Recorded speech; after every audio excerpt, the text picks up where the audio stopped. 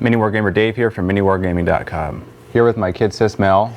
Hello. She's helping me assemble my Helldrake for my new Chaos Space Marine army. It's pretty awesome. Oh yeah. You love 40K, that's why you're helping me.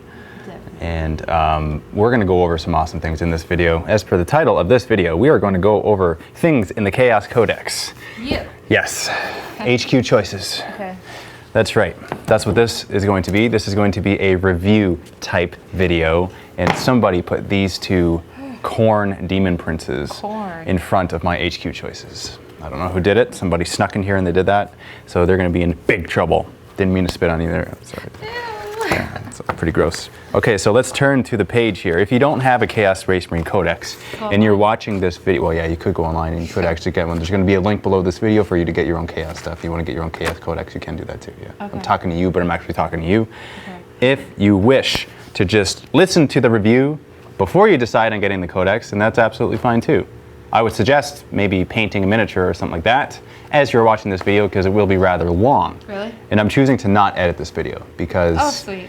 Okay. because I want to get more of these videos out as opposed to having less videos edited, but they're a little more potent when you do that. Would you agree? What do I mean? I don't even know what that means. It's a type of potion. That's what potent is. Really?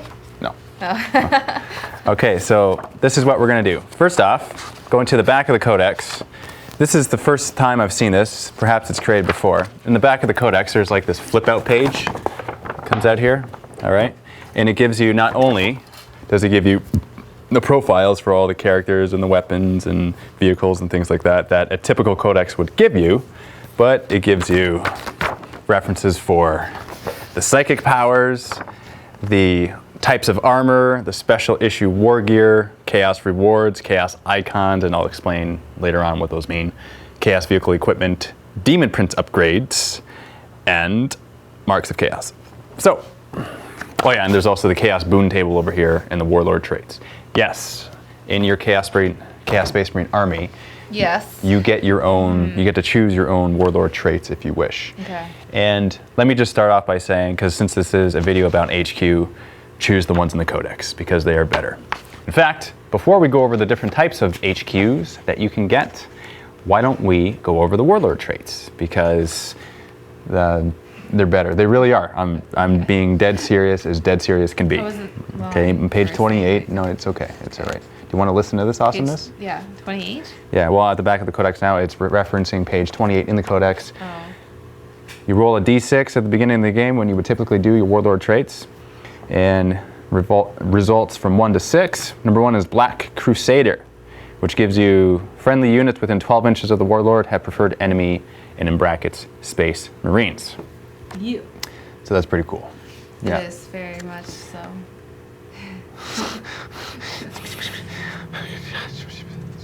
No whispering. No whispering. No.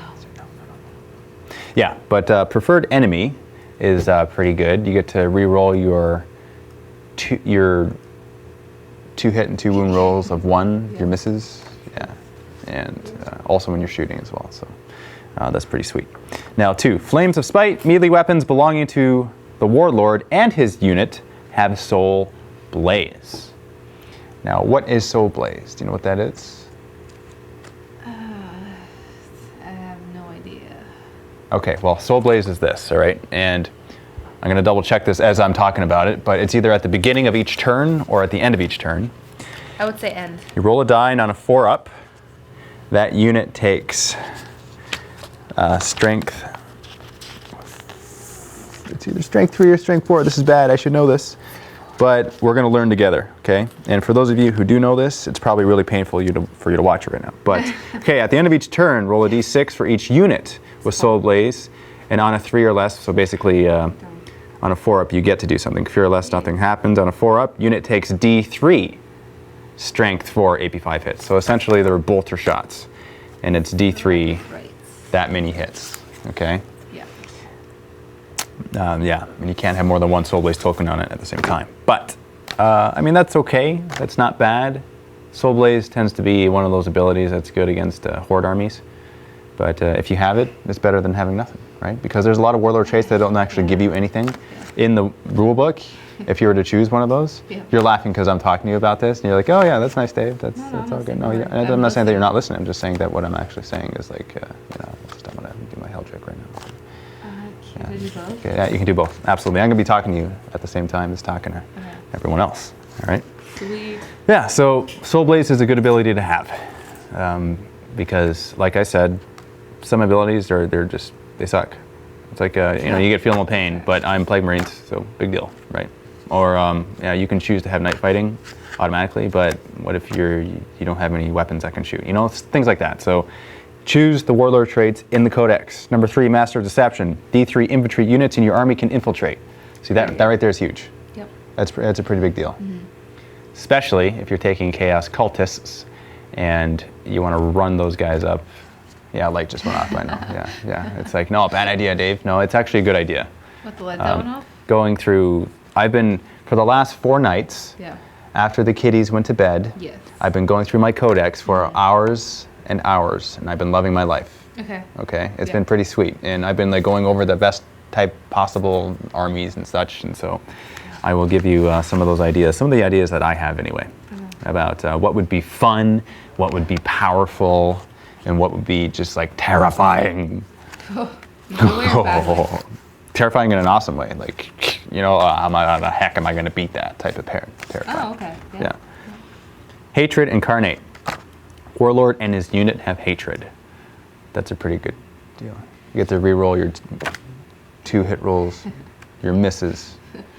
Your missed 2 hit rolls on the first round of combat. Sweet. Yeah, but that's for anything, okay? Because typically in this Codex anyway, there's a lot of hatred with brackets beside it for a particular army, but this just says hatred in general, so that's not bad of an ability, okay? Yeah. Lord of Terror, that's number 5 result. Warlord has fear, so that's not bad. You know, when your enemy unit, when you're in close combat, they gotta take a leadership test and then they flee if they, actually no, that's not what fear does. Frick, I forget. And you even tested me in that one video too. And I did. Since then, I have forgotten stuff, and Do it's you not not have a even model good. with you? Yeah, maybe that's it. Maybe I gotta do a psychic test on myself. Yeah. So they're reduced to weapon skill 1 for the remainder of that subphase. That's what it is.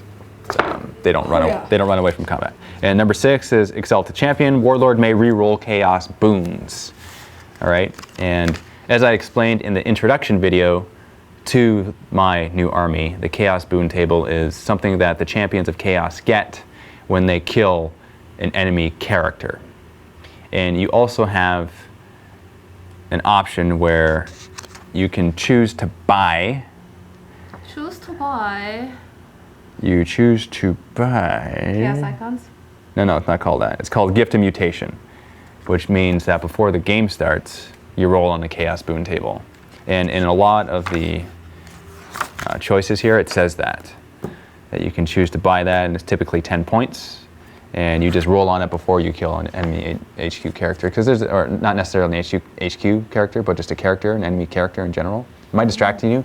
Because I don't want to be distracting you as you're putting together this awesomeness. By the way, this Helldrake is going to be converted.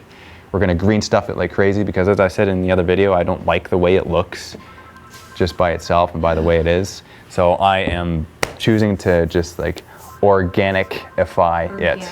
Yeah, it's going to be 50-50 mechanical, 50-50 flesh, and chaosy, and it's going to be awesome. Oh yeah. I can't wait. Yeah, green stuff to the max. We're going to like double its weight in awesomeness.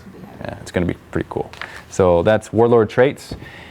Choose the Warlord traits from the rule book, because it will benefit you a lot more. Every single one of these is good. Okay?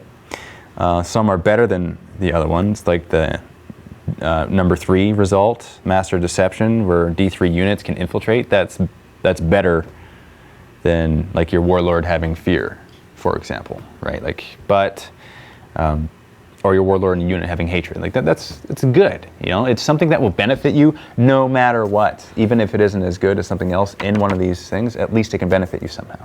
Okay? That's what you need to do. Yes. Also, okay, now let's go on to the actual HQ. They're going to turn back here. All right, as you can see, I have this nice little row of HQs here, and my Demon Prince of Khorne fell over. There are some fundamental differences between these guys and the old guys.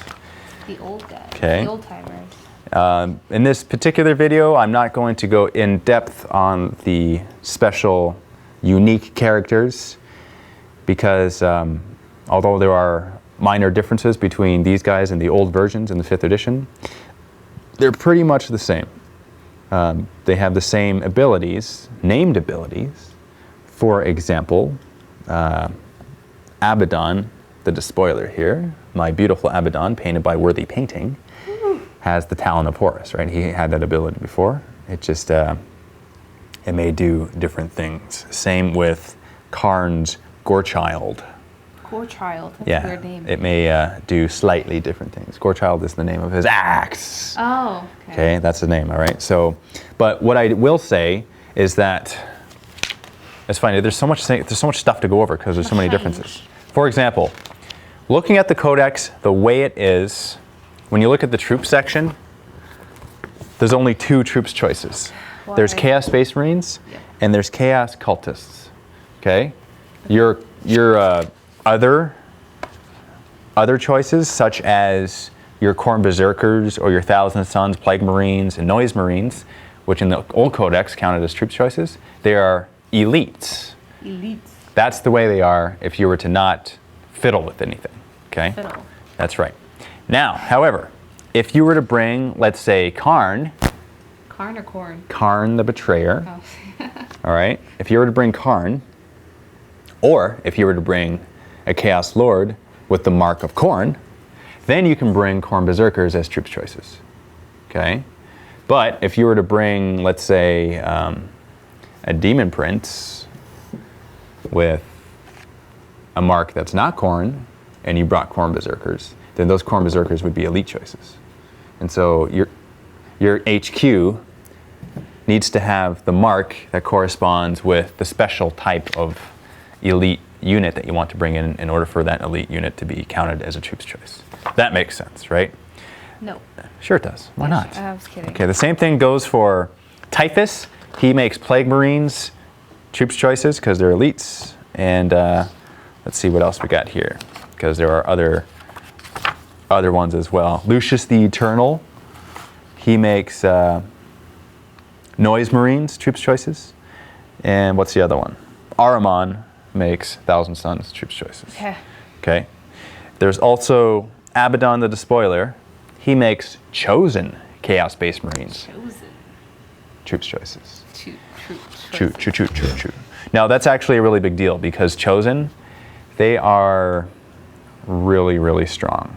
Like you can take like 5 Meltas, and that's not the noise of a Melta. That's yeah, they'd be kind of so off. yeah, it'd be like bubbles popping, and then like your face is destroyed. That's what kind of equivalent. But yeah, that's what Abaddon does. All right.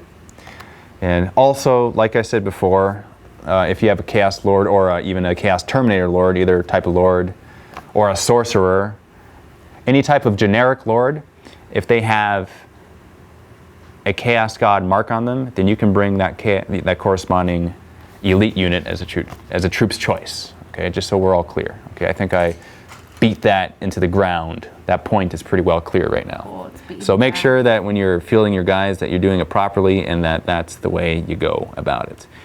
As for which HQ to bring and which is the best, let's start with Demon Princes, okay? Demon Princes, they're a little more expensive than they used to be. They used to be base 110 points, and then you can upgrade them to have wings, and you can give them a mark, or you can give them some psychic powers, things like that. Now they start at 145 points. They're a little more expensive, and you can give them a ton of upgrades. In fact, if you would please pass me my notebook over there. This is important because I did a little bit of research, and I built a couple different types of Chaos Space Marines. All right, and also, you can't give your Demon Prince a mark of a Chaos God mark anymore. You can't give him a mark of Chaos, okay? Because it's different. He becomes a demon of the Chaos God instead of giving him a mark of. Okay. All right, so that's my understanding of the Codex, which means that in the new rules here, if you have the Mark of Khorne, if your unit has the Mark of Khorne, it grants you the Rage and Counterattack special rule. If it's Nurgle, +1 Toughness, Slaanesh, +1 Initiative, and Tzeentch, it gives you an invulnerable save of 6 if you don't have one, and it adds 1, or it makes 1 better if you already have one. So those are similar except for Khorne. Khorne's actually a lot better now. Sweet. However, for a Demon Prince, it doesn't happen the same way, all right? Now, just let me be clear. I could be wrong on this, but according to the wording here in the Codex, it's totally different. Like, what do you mean? Absolutely totally different, because let's say, for example, this guy, okay? And watch this. A Demon Prince upgrade, which he must take, by the way. It's not an option. It says that he must take, he must become a demon of something, right? A Demon of Khorne has Furious Charge. That's what he has. He doesn't have Rage and Counterattack. He has Furious Charge. So he doesn't benefit from a typical Mark of Khorne. Okay? Just so we're aware. Yep. Just so we know. Yep. Okay? Just we got to know that. And for some reason, this is what they've done. They've put in bracket a hatred to another Chaos God. So if you have a Demon of Khorne, then he has hatred Demons of Slaanesh. Slaanesh. Okay? And if you are a Demon of Tzeentch, he has hatred Demons of Nurgle. And he also has Shrouded and Slow and Purposeful. So that's not bad. Shrouded is a very good ability. Slow and Purposeful, yeah, it's okay. But you can't Overwatch, though, when you're Slow and Purposeful. Okay. But that only matters if you give him a shooting ability. Yeah, back. Got that. And then there are Demon of Slaanesh. You have Fleet, Rending, and you run additional 3 inches. So that's actually, if you're a Demon of Slaanesh, you have a lot of good abilities there. That's pretty good. And you hate Demons of Khorne. Uh-oh. Yeah. And if you're, I think I named them all. Tzeentch. No, I didn't say that. If you're a Demon of Tzeentch, then you can re-roll all saving throws of 1. So that's a pretty big deal. That's a really big deal. It says all saving throws. All saving throws? Yeah, so your cover saves, your armor saves, your invulnerable saves, all of that.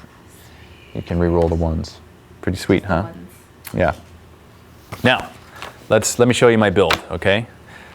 Picture this guy right here. I don't know how well you can see him. Yeah, you can probably tell he's green, that he's a Demon of Nurgle, and that's what you would call him. You wouldn't say with the Mark of, because he doesn't have a mark anymore. It's the Demon of Nurgle. Demon Prince of Nurgle, let's call him that, okay? But he's not. We're going to give him the Mark of... See? It's old language, right? I was just going to say it's going to give him the Mark of Tzeentch, but that's incorrect now. You would say he's a Demon Prince of Tzeentch now. You said it wrong. I did say it wrong, okay? Now this makes him re-roll all failed saves of 1. So that's good. Right off the bat, okay? We're going to give him Wings, which is 40 points. That's huge. Used to be 20 points, now it's 40. Ooh, okay? Upgrade. Yeah, well, no, it's not an upgrade. It's just more expensive. Okay. Yeah, I don't even know if that's a downgrade. That's just a more expensive thing for like that does the same thing. Yeah, it actually doesn't do the same thing because, as we have learned, because it clarified in the rulebook here, page 33. See, I remember it already because I've been looking at it so much. When you give your Demon Prince Wings, he becomes a flying monstrous creature, not a jump monstrous creature. Ooh. That's a huge difference. What's the difference? The difference is jump monstrous creatures move exactly like jump infantry. A flying monstrous creature has a bunch of additional rules which make it awesome. Sweet. Yeah. So keep that in mind, okay? I'm glad that that's the way it is. Because of that one thing, I will give all the Demon Princes that I field in my armies Wings. Every single time I will do that. Really? Yeah. Okay. Do you know why? Because they can swoop. Yeah, and when you swoop, it's hard to hit them. Oh. Only snapshots. It's like birds. Yeah, and you can vector strike them, which means that in your movement phase, any unit that you've moved over, they take a hit at your strength, which is a little bit higher than it used to be. Yeah, you're no, never scratch that. Your strength 6. Okay. Okay. Your strength base 6. All right. But that's a pretty big deal. All right, so let's continue here. It costs 20 points for power armor because you don't typically have power armor. Like I said at the beginning of this, Demon Princes are more expensive than they used to be. Much more expensive. Okay, 110 points base, now it's 145 base. So you give him power armor, that's easy, you know what that is, 3 up. Now, you're able to give him weapons of mass destruction. And they are good weapons. And page 91, okay, watch this. Okay, Chaos War Gear list, under Chaos Artifacts. There are a bunch of special weapons, yeah. And we're going to choose the Burning Brand of Scalathrax. That's kind of cool. All right, That's pretty good. it's a template weapon. We want to give this winged Winged Demon Prince of Tzeentch Prince of a Burning Brand of Scalathrax. The reason why we want to do that is because it is a template weapon that is Strength 4, AP 3, AP 3, AP3, yes. okay, and it has Soul Blaze and Torrent. Oh man, okay, so that's good. That is scary. Okay, so as we know, Torrent is you measure 12 inches and then you put your flamer out, and it ignores cover. So picture this, okay, picture this flying monstrous creature. This is basically a dragon flying through the air, okay? Dragon with armor. Yeah, but when you're gliding, when you're swooping, you have to pivot 90 degrees, and so, you know, your movement is the way it is. But Yeah. but that's pretty scary, okay? That's really, really scary.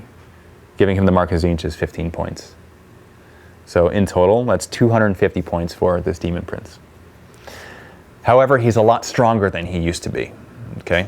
I used to build my Demon Princes. I used to give them wings, which would be 130 points. I give them a Mark of Chaos. So they might be around 160 points-ish. Maybe 180-ish if I gave them psychic powers and stuff. But now they're 250, okay? Like a good, solid HQ Demon Prince choice is 250 points. That's a Demon Prince that attacks from afar that you never want to have in close combat, okay? I've also built a close combat Demon Prince where he has some other awesome abilities. And I've also built a Psyker Demon Prince, which I go all out on because with his abilities, it's actually scary. But Very much. picture that, okay? This is your flying Demon Prince. Yes. Okay, just picture that for a second there, all right? Any weapon that has Torrent is good off the bat. And any flyer is good. We know that flyers are awesome in 6th edition. They're just really good. So this is choice number 1. I want to field this just because it's fun. Who cares if he gets shot down? You would have to have the Skyfire and Interceptor type weapons to even touch him, because everything else, snapshots. Yep, that's the word I was looking for. And let's go over the other things about the Demon Prince before we continue, because we need to cover everything. He's a demon, Yes. which Prince. means, no, he has to actually have a special rule called Demon, which means he has a 5-up invulnerable save, and he causes fear. So that's important to know. We need to know that and remember that. Veterans of the Long War, he has this ability. This ability gives him hatred, and in brackets, Space Marines, and it automatically gives it to him. And it adds 1 to his leadership, which is already included in his profile, which is a 9. So he's leadership 9. Not bad, but so Not good enough. yeah. So that's basically it, okay? So that's build number 1. Let's go on to build number 2. This is the Psyker Demon Prince, okay? Now, first off, before I go on to the build, which will always have wings and power armor, okay? So right off the bat, you're at 205 points. 205 points, just a bare bones, good, flying monstrous creature Demon Prince, okay? 205 points. That's not including all the rest of your other stuff, because it's gonna be ridiculous. The points will be like so much, it'll be like, wow, why would you ever, wow. Oh yeah, the other thing, they're no longer Eternal Warrior. And I'm saying that because I haven't found anywhere in the Codex where it says that they are. Oh. Yeah, so unless that exists somewhere, please tell me, because I hope they are still. But I haven't found anywhere where it says that they are Eternal Warrior, which means they can be instant killed if they're attacked with a Force weapon or a Strength 10 weapon, because they're Toughness 5. So it'd be hard to instant kill them, They have 4 wounds, and that's stayed the same. Their initiative is a little higher too. Initiative 8 used to be lower. In fact, I think it used to be 6, if I'm not mistaken. Yeah, Low. and their weapon skill 9 too, so they're higher there. So that's good. It makes it easier for them to hit stuff, and harder for other things to hit them. Okay, that's if they're even in close combat at all. But it costs 25 points per mastery level, and you can give them up to 3. That means you can add a potential 75 points to your Demon Prince. So with Wings and Power Armor, 205 points, you're at 280 points for that alone. Plus you have to give them a mark. You have to make them a demon of something. That's another 15 points at least, unless it's Slanesh, that's only 10 points. Slanesh. Yeah, so you're at 290 or 295 points. Oh my goodness. Okay, for that. Let's talk about the psychic abilities. We're going to go over some psychic abilities here, and before I open the one up in the Codex, I'm going to open the one up in this flip-out chart here. The flip out chart. Psychic powers for Corrin don't exist. Okay, Corrin is allergic to psychic powers. Oh, that's not good. No, we're only talking about Zinch, Nurgle, and Slender.